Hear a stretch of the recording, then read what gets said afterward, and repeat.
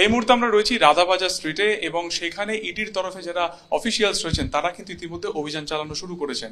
রাধাবাজার স্ট্রিটের এই বহুতল আবাসন যা সেতিয়া হাউস নামে পরিচিত, সেখানকার ফিফথ ফ্লোরে সেখানে একটি ট্যুরস অ্যান্ড ট্রাভেলস কোম্পানি যার নাম হচ্ছে Carewell tours and travels private limited, সেইখানে কিন্তু তদন্তকারীরা এখানে এসেছেন এবং সেইখানে এই মুহূর্তে কিন্তু তারা তদন্তের কাজ চালাচ্ছেন এবং তথ্য তল্লাশ করছেন।